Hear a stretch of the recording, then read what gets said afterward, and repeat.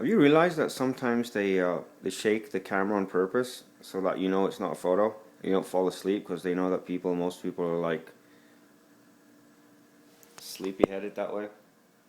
Oh, this is like my latest challenge, man. Latest goddamn challenge. And I'll be honest with you, I don't even feel like talking to you right now. I'm like totally blissed out, man. I'm happy. When I'm happy, I don't like talking. That's the truth. When I was a baby, let me show you the smiling swami, yeah? So now this lady, Scarlett, this smiling swami right here, right? And the funny thing is, it's fucking funny, right? That's the only thing. Now, it's offensive. It should be offensive. It really should be. If I was a practicing Buddhist, which I am, by the way, I find this shit like, well, what it would do is it would excite an emotional reaction. With me, that's a positive reaction. When I say about practicing Buddhism, Buddhist, it's all this. What do Buddhists do?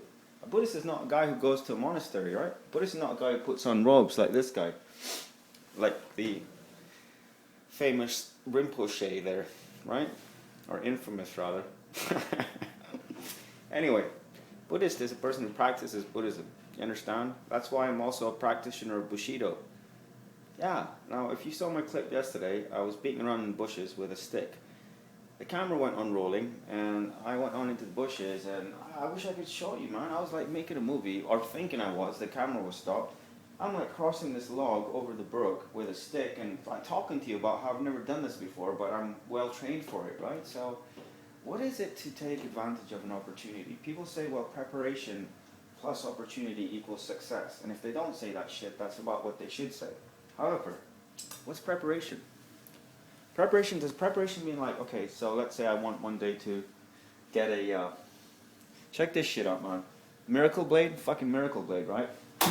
No question. I didn't have to think about that shit, right? That's called dependability, right? This fucking knife I can cut anything with. I don't need another knife.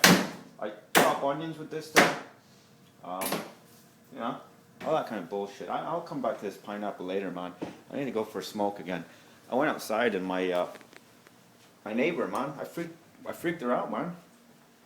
Like, basically, she ran her son out of the house, is how I read that whole scene. Okay, so I'm on the phone with Mike Ellis, and then this lady's like fucking ranting and raving about something, right? Well, here's the thing. That's the funny thing. You see what just happened? You didn't see, but I did, and I'll tell it to you, and then you will see. She was not ranting at all. She didn't say a goddamn word. She was ranting and raving on the inside.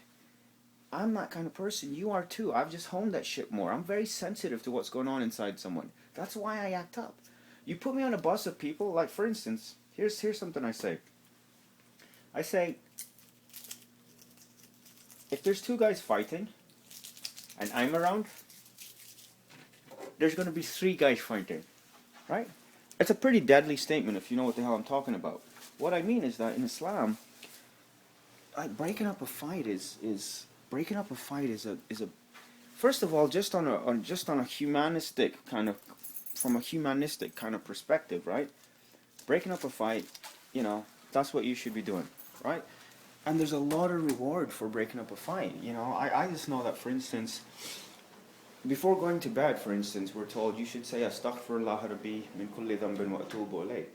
I ask God's forgiveness from all sins, and I turn towards Him, in brackets, penitent. Scanner, like this place is fucking hardcore, man. This is the place for me. That's why I know I'm not leaving. There's a fucking bunker right here. You could like fucking fight a war out of here, and I am. I'm gonna be doing that. Oh yeah. If you want to call me a terrorist, call me that, but I'm an emotional terrorist. You know, the saying the pen of the mightier than the sword doesn't even begin to scratch that shit, man. So the lady was standing here. Rather, let's put it this way. Let's just recreate that shit exactly. One of the reasons you do that is to think about, like, when cops come back to the scene, it's like, they're going over and figuring out what the fuck was going in that guy's mind, right? So, the lady didn't say a damn thing. But she was like really bent out of shape. Literally, she was bent over picking something. And I was looking at this whole scene, leaving Mike Ellis a message about not letting the light go out, okay? Who the hell's Mike Ellis? Mike Ellis made me who I am. In terms of being an enterprise software salesman. in terms of being a sales and marketing consulting extraordinaire. Heck, man, I'll even throw in a fucking strategist in terms of organizational strategist. You know, I was interested in that stuff. No, I wasn't. Now that I think of it, I was gonna say I was interested in that stuff before, Mike. But I mean, that's what sales is. Don't you understand? Fucking sales is everything, motherfuckers. Like in the world of work, it's either sales or it's business or it's investing. If you're not doing one of those things, well, sales or investing. So investing, let's get rid of, because you need money. Let's assume that you're one of those people who says that, well, if you don't have money, you can't make money and all this kind of bullshit, right? So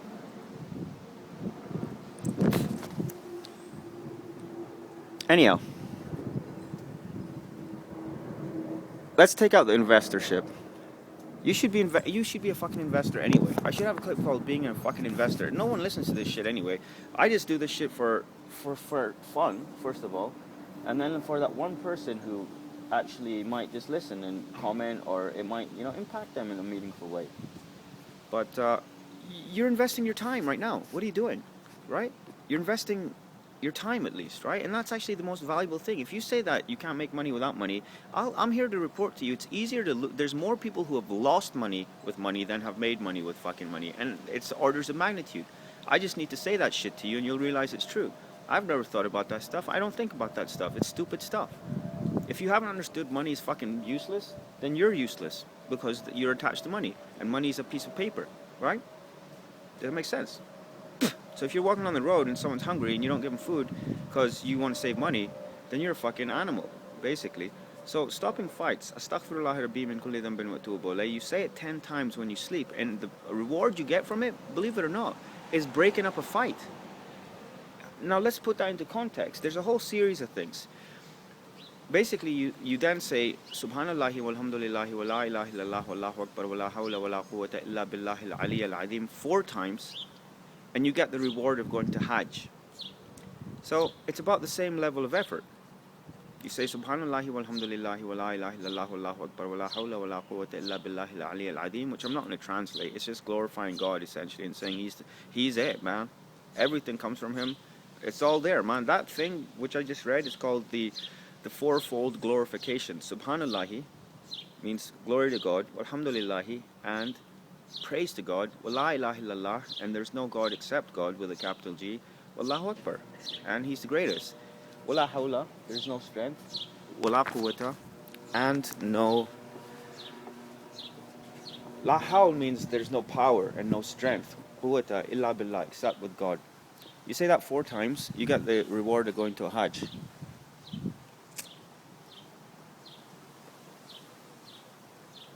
Takes about the same time as saying a Hajj. You know what a Hajj is, right? Mecca. 4 million people, largest gathering of people on earth, can be seen from outer space. That kind of stuff was laid by Abraham. Allah says in the Quran that people are going to come here. He told Abraham and Ishmael, peace be upon them both, to Tahir bayti lit-ta'ifin, purify my house for the circumambulators, essentially. How people will go around it, right? I'm getting a weird fucking vibe from this house. That's the thing. Since yesterday, this house, the lady was there. First, the guy walks across, like, and this is how I saw it. Now, I know I'm right, but I have to provide some kind of clarification as to how I know I'm right. That little leap called the logical leap. Because, see, I know I'm right, but I don't know to the extent that I would take it to court or to the bank or swear on it. The lady had a fight with her son. The son's a fucking moocher or something, and he's storming across the yard. He barely notices me. Then a lady comes out, like, mumbling to herself or something. Although she wasn't. Once again, I didn't hear a sound. And just to show you how much I own this shit, except for my landlady, I'm just going to go for a walk outside. Actually, no. They're around the corner here. There are noises. See, the only person I'm afraid of here is my landlady, because she has authority over me. And I'm beginning to learn that. You'll be happy to hear, dear listener and viewer and friend and family member who watches your stuff.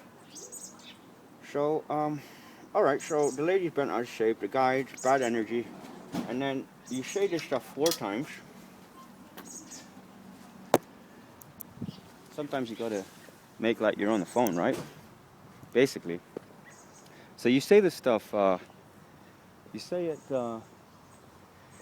say it 4 times, right? And then it's like same reward as saying astaghfirullah rabbi min kulli dhanbin wa atubu ilayh, which is basically she's coming out, I'm going in. I'm gonna turn it around. I don't want her to see me filming. Or why not? I'm filming.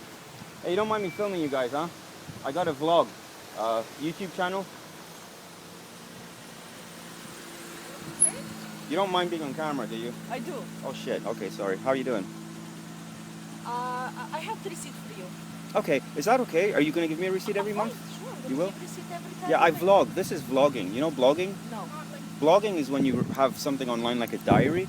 I have a video diary that I put online now, so that's what I'm doing. So if you hear me talking, it's I basically, like, I went for a walk on the trail yesterday to show my viewers, like, how beautiful it is, stuff like that.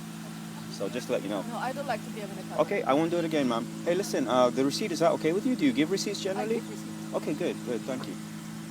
She's so nice. I mean, did you see how gorgeous she is? My God. You know where that's going to go, right? It's either going to be like it is, or it's going to be like, it's going to be wild sex is what it's going to be. I fucking won't deny that shit. Why the hell should I deny it? That's what the Quran says. Like, people like these Sunnis, they're like, well, okay, so everyone I explain a temporary marriage to is, first of all, they're surprised. I remember a president of my company, software company, he's like, my God. He was laughing about that shit. He's like, there's a neighbor scurrying about over there. Humanimal. So, he's like, he tells his, like, the fucking, like, controller or something, or, like, she was a VP of finance, I think she was walking past it, or whatever. Who cares? It's just titles. It's bullshit. I mean, see, people see other people as titles and centers of power. I see them as centers of functionality, okay? So he's the guy I got to talk to get this done, because he owns that guy, and that guy owns these guys, and these guys, that's the guy I need to talk to, right? Etc. And that's why sales guy is a fucking expert on organizations. You have to be. You have to know every fucking thing inside out. You practically need to know how to run the company in order to sell to it, from my perspective, at an enterprise level. And if you're not that good, then fucking get that good. If you're not interested in businesses, you're never going to be a great enterprise salesperson, period. Guys, like, you know, like in software you have pilots. A pilot is when you set up the environment and then you test it, right? And so he's like, I was like, oh, well, I have a temporary marriage with Judith. And he fucking started laughing, man. Jeff Thompson, I think his name was, Geoff. Yeah, man, I'll put you on here, motherfucker. I didn't like that guy at all, man. They sold the company. He got a secondhand beat-up Mercedes with a German sticker on it. German flag sticker. Here comes another one of the neighbors. And the neighbors are super polite, but super standoffish, unfortunately. And, you know, like, if a CBC truck pulled up here and started filming people, no one would mind that stuff. But you got one lone vlogger, a video logger, or a filmer, with his iPhone, and it's like, oh my God, call the cops. That guy just took a picture of me.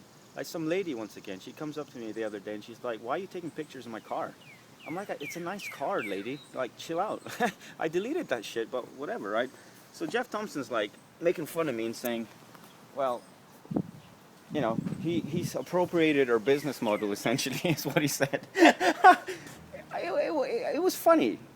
It was funny, but, you know, the Quran says, you know, avoid those people who make fun of your religion, right? That's all it says. It doesn't say fucking fight him. It doesn't say try to explain it to him. It says leave until they come back, and come back when they start talking about something else. That's what it says.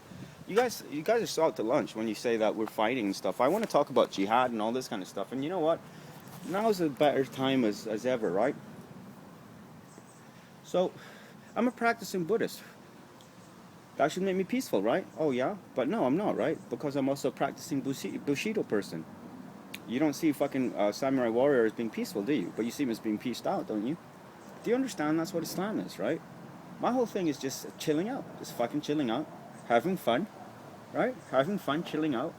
And it's a philosophy of life. I got many such philosophies based on who I'm talking to. For instance, I'll come back to jihad in just a sec. Linking off the fourth corollary, if you will, of this way of life. The way of life is this. Basically, the purpose of life is to have fun. Okay? And the subset of that is if you're not having fun, all you should be concentrating on is why. Is it bills to pay and stress and all this kind of rubbish, and you need to take care of practical aspects of your life, etc., etc. Okay?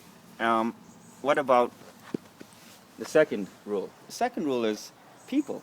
So you've taken care of your stuff. Then you find other people who like having fun. right? What do you mean by having fun? I mean exactly that. Fucking guy enjoying his ass off, like laughing it up. Do you see people like that? You're looking at one like that. You're looking at one like that, right? Like I crack myself up. I fucking crack myself up. And if there's someone else like me, it gets to a point where I'm on the floor.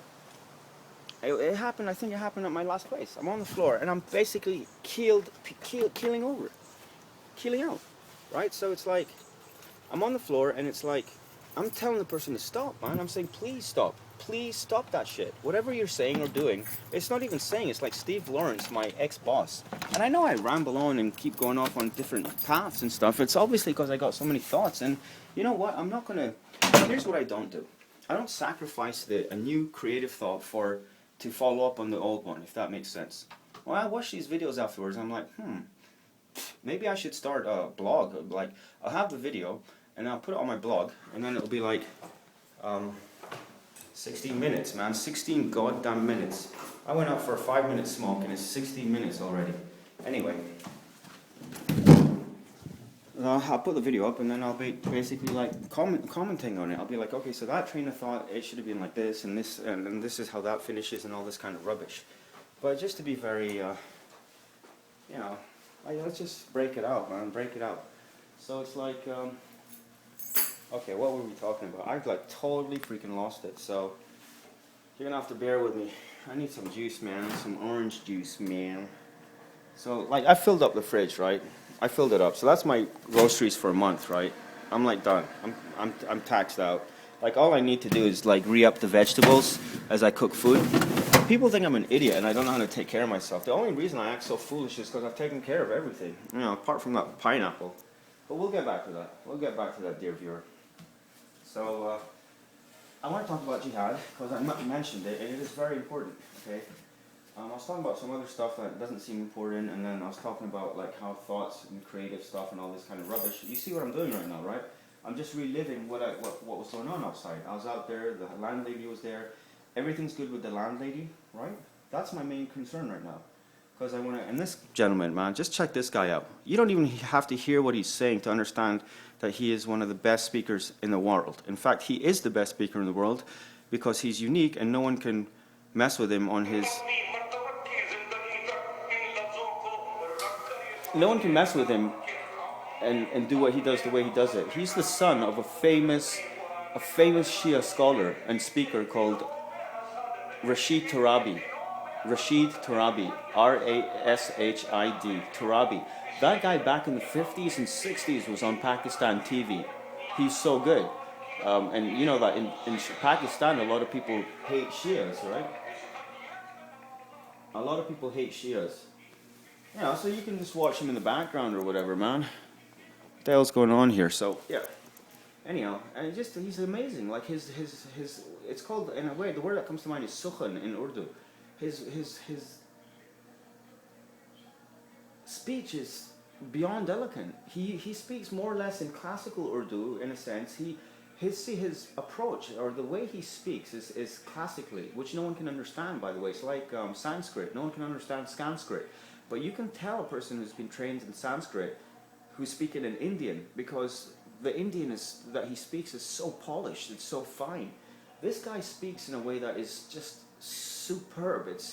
There's nothing superfluous there at all, not a single word. And he comes out with these words and phrases which you just can't imagine. He'll start off and he'll start saying something like this. He'll start talking about how grateful he is to be speaking in front of the people that he's speaking in front of. And in this speech, you know, he might have been in Hyderabad in India, and Salman Tarabi, you can go to YouTube and look up his flicks, right? In any case, you know, he's in Hyderabad, and it's not that bad. He says Hyderabad's my blood, it's my air, and all this kind of stuff. He's like, I find myself at a level of gratitude and honor and privilege and things like that. It's so sublime that it becomes impossible for me to express it adequately. And then he addresses the folks and he's like, these are the same ears that have listened to such and such a person and such a poet and such, and he mentions his dad too. And it's like, it's the bomb, man. It's the bomb, man. It's the bomb. This guy's so compare this guy And he's got like hundreds of thousands of followers or something on YouTube or whatever, man. Like, he's world famous, man, in the Shia world. If you say Salman Tarabi in the Shia world, like, he's a famous cat. And this guy hangs out in all the, like, he's like the real deal. Like a band that will play like local dives, okay? Like the Rolling Stones recently put on a show in some little bar or something, or some big band did that here in Toronto or somewhere else. I mean, nobody's expecting it, they just come on and rock out. Yeah, because they like having fun that way. That's what they do, right? So this guy will go anywhere he's invited, and that makes sense as per his schedule, etc., etc. He doesn't have to worry about money, man. Like, he's one of the most famous speakers in the Shia world, man. It's like our Ayatollahs. Ayatollah Sistani, guy in Iraq. I should drink this, I guess. See, I forget about myself. I give everything to you, viewer. I give everything to fucking everyone, and I will. And you're not going to tell me, oh, the Quran says don't be over generous, because I don't understand that verse of the Quran. It says be generous, but don't be so generous that your hand is left attached to your neck. Essentially, you're sitting there like this. I don't even know what it means. It's a metaphor or something for something. That's what